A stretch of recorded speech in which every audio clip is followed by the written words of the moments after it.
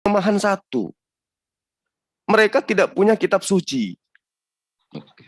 Sehebat-hebatnya mereka membentuk sebuah tatanan keyakinan, muncul politeisme dari mereka, animisme dari mereka, Hellenisme Stoa juga dari mereka, tapi sangat disayangkan. Termasuk himne Plato itu mereka tidak punya kitab suci. Tetapi konsep kepercayaan sudah ada.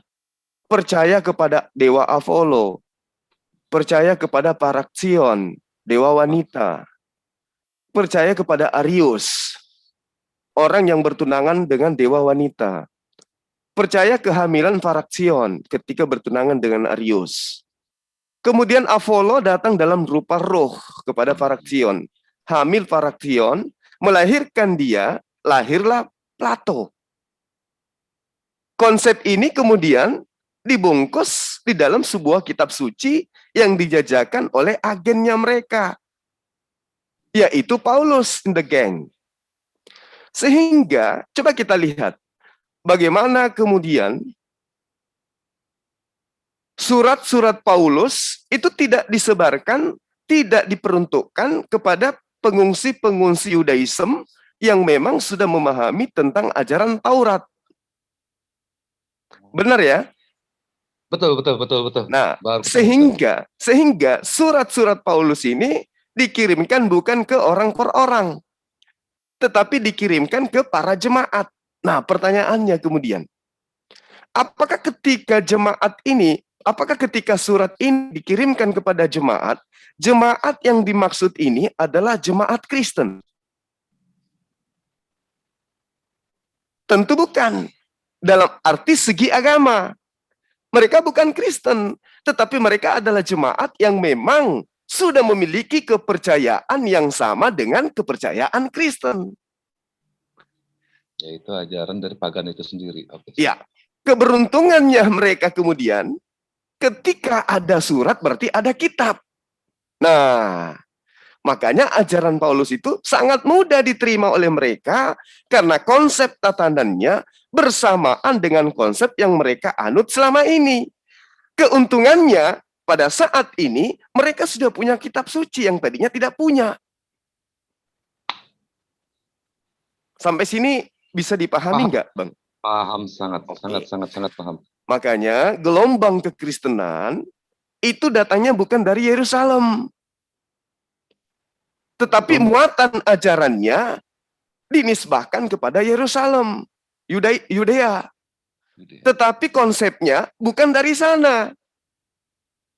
Makanya laris diterima oleh ajaran orang-orang ini. Sehingga diresmikanlah agama Kristen itu menjadi agama resmi kerajaan. Dengan kitab suci yang mereka pegang. Terjemahan kitab Torah dalam bentuk bahasa Yunani mereka sebut dengan Septuaginta, dan itu hebatnya diterjemahkan pada abad ketiga sebelum Masehi. Nah, itu dia. Makanya sangat jelas dikatakan di dalam, maaf kita menyentuh sedikit ya ajaran kita nyentuh sedikit konsep supaya kita tidak dikatakan sebagai orang yang membual berbicara ya. Nanti dikatakan, wah membual nih, teman-teman sulki teman-teman itu membual. Dicatat bang. Mereka hanya mengatakan sesuatu berita yang tidak benar. Nah, itu kita tidak mau. Kita mau mengajarkan bahwa ini adalah fakta adanya berdasarkan dengan sejarah dan berdasarkan dengan kitab suci mereka. Kenapa saya katakan ini adalah ajaran Kristen ini adalah hal yang tidak disukai, tidak disenangi, dibenci, dikutuk dari sejak Kristen itu berdiri. Yang diajarkan oleh pendirinya sendiri, yaitu Paulus. Boleh dicatat mungkin ya. Di dalam Kisah Para Rasul misalnya, Kisah Para Rasul 18 ayat 13. 18 ayat 13. Ya. Kalau ada kitabnya, boleh dibuka. Pertama, di situ dikatakan, kisi-kisinya aja Bang ditulis.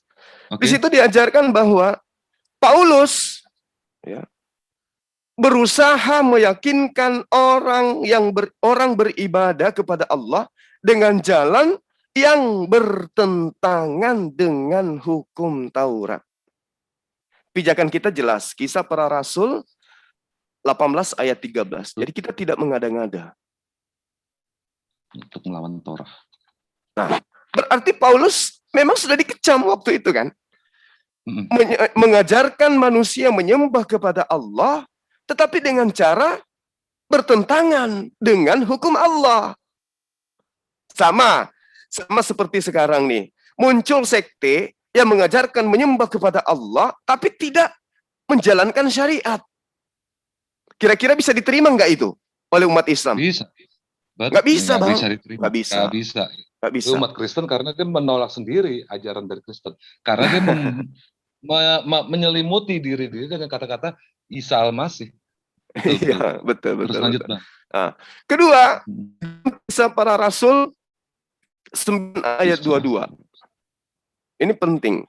Kenapa kita rujukannya ke Kisah Para Rasul? Karena menceritakan tentang kisah, kan gitu ya. Jadi kita tidak membual, kita tidak mengada-ngada. Apakah Kristen ini baru hari ini dicerca? Tidak, dari sejak berdirinya sudah dicerca memang.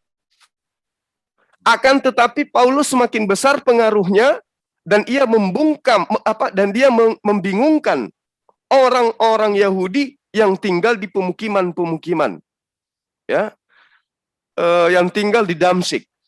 Maksudnya di luar daripada pemukiman mayoritas Yudaism. Paulus ini ditengarai semakin besar pengaruhnya dan Paulus membingungkan orang-orang Yahudi yang tinggal di sekitar Damsyik karena ia membuktikan bahwa Yesus itu adalah Mesias. Jadi intinya dari kisah ini bahwa Paulus ini ingin menyatakan bahwa Yesus itu adalah Mesias, intinya itu, Bang. Iya, iya. Dan dibuktikan dengan cara apa? Dia mampu melakukan mukjizat-mukjizat. Sehingga Paulus sendiri ini pernah dianggap sebagai dewa orang-orang di Antioquia, gitu loh.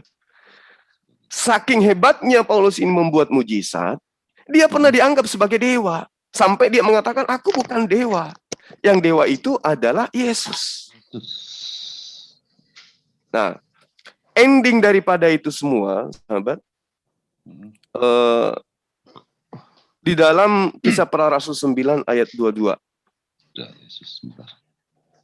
Kisah Para Rasul 9 ayat 22 yang tadi. Ayat 22. Sudah. Ya. Akan tetapi dikatakan, ya, akan tetapi yang tadi itu ya.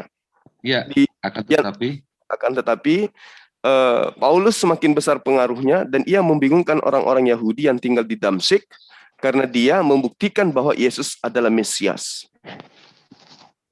Nah, coba tolong dicatat kitab Kisah Para Rasul 21 ayat 28. Sebagai penguat. Kisah 21 ayat 28. Ya, sebagai penguat bahwa memang seperti itu adanya Kristen ini. Hai orang-orang Israel, tolong. Nah, sampai segitunya ayat itu. Hai orang-orang Israel, tolong. Inilah orang yang di mana-mana mengajar semua orang untuk menentang bangsa kita.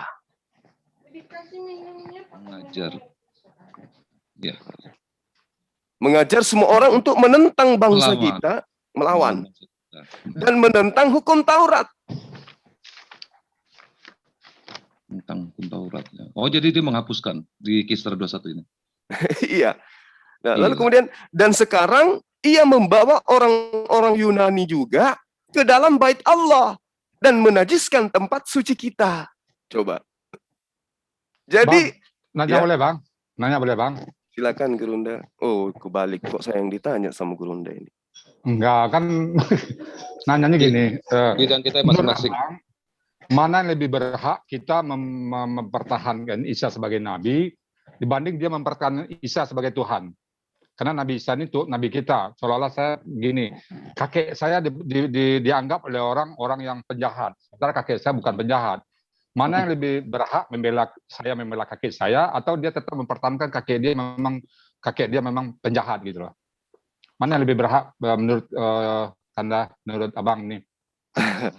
Ya jadi gini Gerunda, maaf. Kenapa umat Islam itu dituntut untuk menjadi kristolog? Karena umat Nah, itu. Islam itu punya pedoman, punya pegangan, punya hak. Apa itu haknya dia? Dia punya kitab suci. Nah, itu kemarin yang Kanda bilang itu bahwa kita punya hak untuk bicara tentang Nabi Isa. Sementara Oh dia iya, tidak punya hak, dia tidak punya hak. Dia tidak nggak punya ada hak dasar sama hukumnya, sekali. landasan Nggak nggak ada, ada. nggak ada, Kita nggak ada punya, dasarnya. kita Kita punya. punya.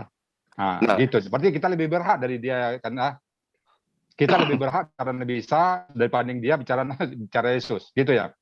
valid.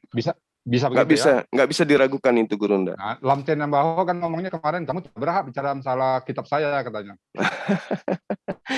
So, Maka, saya setuju, tapi rubah nama kitab dulu, jangan namanya Alkitab, karena kitab itu bahasa Al-Quran itu. iya, Judulnya iya, iya. itu Alkitab, kitab kita. Ya. Zalikal kitabu. Nah, itu La kitab raiba kita. fi. Betul, betul. Nah, itu nama kitab kita. Tolong rubah namanya itu. Kalau dia tidak boleh kita membahas tentang kitab dia. Rubah namanya, cari sendiri namanya. Al-Jin ke Al-Injil ke namanya terserah dia, tapi ganti, jangan Alkitab.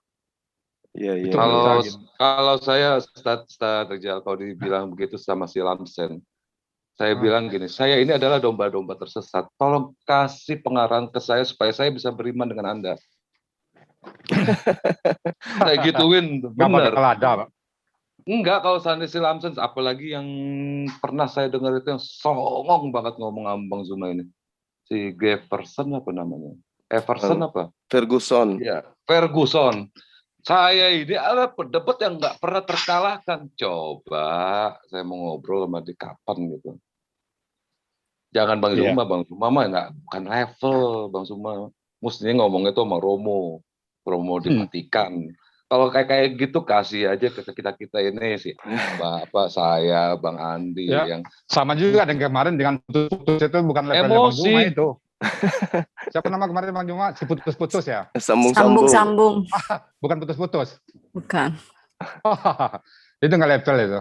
Nah, oke, Bang Zuma masih ada keterangan, saya tambah sedikit ya, dari sisi surat tahanya yang kita masih ada sampai jam 8 kita buka kelas resmi lagi.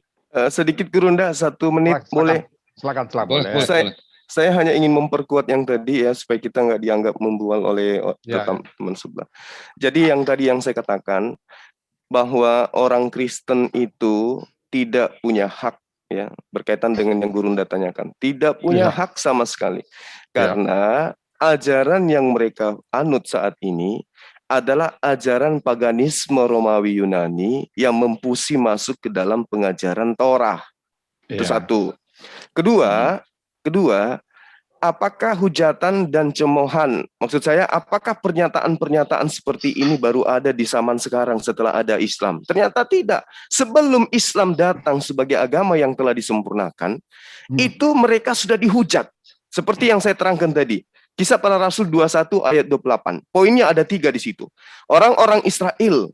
Jadi penganut ajaran Torah itu teriak, wahai orang-orang Israel, tolong, tuh. Sampai segitunya ada kata tolong gitu loh. Tolong, inilah orang yang di mana-mana mengajarkan semua orang untuk menentang bangsa Yudaism, bangsa Yahudi, bangsa Israel. Dan menentang hukum Taurat. Berarti begitu dikatakan menentang hukum Taurat, berarti menentang hukum Allah. Siapa yang dimaksud?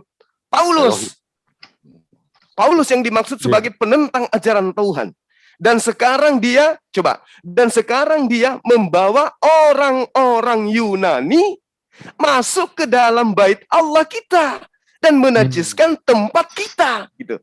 Jadi orang-orang Kristen dari sejak mula disebut sebagai orang yang najis, orang yang bertentangan dengan Taurat. Nah, ini poinnya di situ. Ya, jadi Kisah Para Rasul 21 ayat 28 itu kunci bahwa Kristen itu ajaran sesat. Demikian. Silakan Gurunda. Pantesan waktu itu Yitzhak sampai ngomong, saya najis ada PL di rumah saya. Nah, makanya saya mikir begini, kok kenapa Torah menajiskan kitab suci orang walaupun dia itu sesat? Ternyata ini Kisah Raja-Raja 21-28 dasarnya Yitzhak. Bukan kisah raja-raja, kisah para rasul.